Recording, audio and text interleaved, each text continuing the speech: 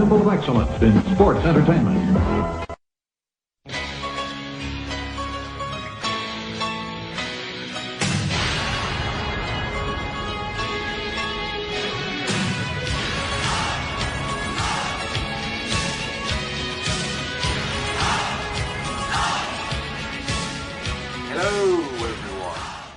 Welcome back to Retro Wrestling Night. I haven't done an actual retro wrestling review in so long, and I actually watched this particular event the other night, well, about a week or two ago, and got a really good DVD of it too, the actual event.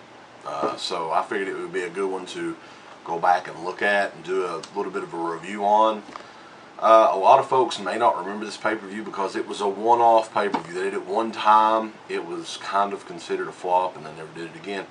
WWF's this Tuesday in Texas from December 3rd, 1991. Give you a little bit of a backstory on this. This pay-per-view was less than a week after Survivor Series 1991. As everyone remembers, The Undertaker defeated Hulk Hogan for the WWF title at the time, and there was a big uproar about that, and this would be the quick rematch after that. And also they saved the Savage Jake Roberts match for this pay-per-view instead of putting it on Survivor Series, which was kind of dumb. But taking you back, WWF in 1991 was probably at the height of my fandom at the time. But looking back at it now, it's it's probably the most cookie cutter era of WWF, from like 1990 to 93, 94 era. Very cheesy and cookie cutter. Like all the characters were just, or a lot of the characters were just retarded. But this was like years before the WWF did the In Your House pay-per-views, which they started in 95. And this was sort of an attempt to see how well these shows would do. This was it was 8,000 seat arena in San Antonio, Freeman Coliseum, looking on here. Now, run through some of the matches. None of the matches were really good either. This was not that good of a show. There's a whole list of dark matches on here, one of which I would love to see. Ric Flair and Roddy Piper. It was sort of like the main event dark match. And they also had like a Brian Lee on there before he became the Undertaker, and the Harris brothers before they became what were they called? Jacob and Eli Blue. And you also had Chris Chavez on there, who would later become Tatanka in WWF. This was like about a year before he debuted, or around that time. So the event itself, if you guys want to see it, I think it is out on Super Tape 92. I don't know how they've edited it. I don't have the video of that. I actually do have a copy of the actual pay-per-view event itself on VHS, recorded from pay-per-view. But the match started off, Intercontinental title match, Bret the Hitman Hart versus Skinner. He would beat Skinner in what would end up being the longest match of the show, believe it or not. I'm not kidding. And Skinner, of course, is Steve Keirn, who's a decent enough wrestler, but this match was not very good.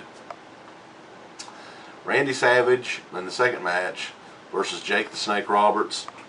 And this was a really short match, and it was Randy Savage's first match since WrestleMania that year, when it was supposedly his retirement.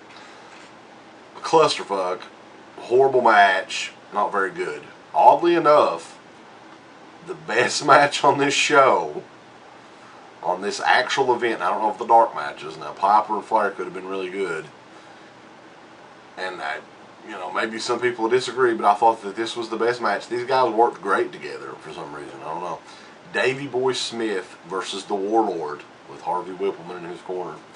They're just two big power guys that have no reason to work well together.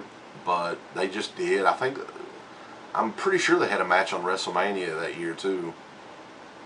That was also pretty good. But I don't know. It was a longer match as well, and it was a really decent match. I'm not gonna say it was great, but it was the best match on this show, in my opinion. The next to the last match, tag team match, Ted DiBiase versus the Repo Man, which I think this is one of the first appearances of the Repo Man in WWF. I may be wrong, but I can go look it up. I've got it on here. Definitely one of the early appearances, because some of his gear was a little different than before. Repo Man, yeah, debuted in late 2001. So yeah, this was December 2001. So this had to be one of the first appearances of Repo Man that I can think of. And of course he's with Ted DiBiase, because Ted DiBiase can afford to pay all the Repo Men to repossess whatever. And you had Sherry in the corner, and they defeated El Matador and Virgil. Everybody loves Virgil. Shit match. Main event, Hulk Hogan versus The Undertaker, the WWF champion at the time, with Paul Bearer. And this match, you know, everyone that remembers this match remembers the whole thing with the urn, where at the time the urn was like mystical. You're like, oh no, what's in the urn? He pours the ashes in the urn out, and throws the ashes in Undertaker's eyes, and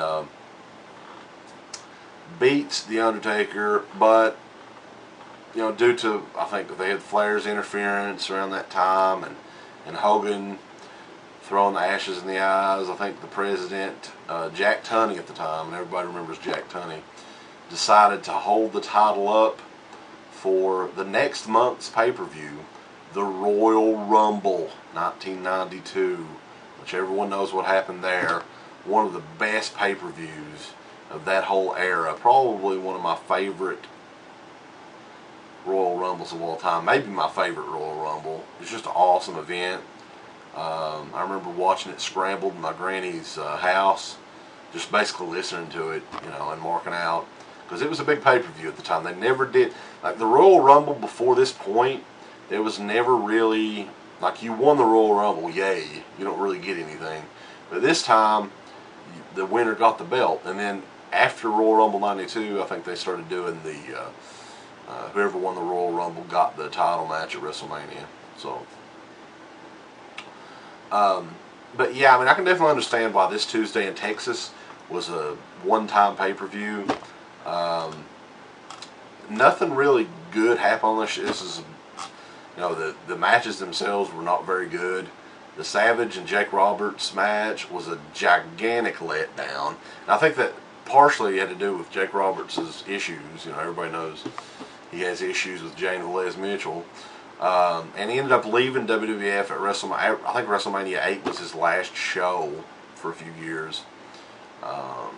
He did that one match with Sting at the next year's Halloween Havoc, and then vanished for a few years into obscurity. But not a very good pay-per-view by any means. There's a lot of reasons people don't remember this show, because it's not very good. But it is, you know, we're coming upon the 20-year anniversary of this Tuesday in Texas. And, you know, hey, nobody else remembers it. I remember it.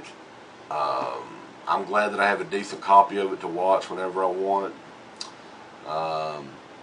It's sort of a hidden, you know, capsule of wrestling goodness, if you will. Like I still to this day really dig the Hogan Undertaker thing that they briefly had there, and this was like the last big thing before Taker turned face. But yeah, that's it. That's Tuesday in Texas. If you guys want to see it, like I said, it's on a video called Super Tape 92. And I think you can watch pretty much all the stuff on there. I don't know how they have it set up. But that's it. And we'll be back at you guys with probably some more modern stuff here, because there's a lot of interesting stuff going on in the world of pro wrestling lately. So stay tuned for that. And until next time, folks, keep it creepy.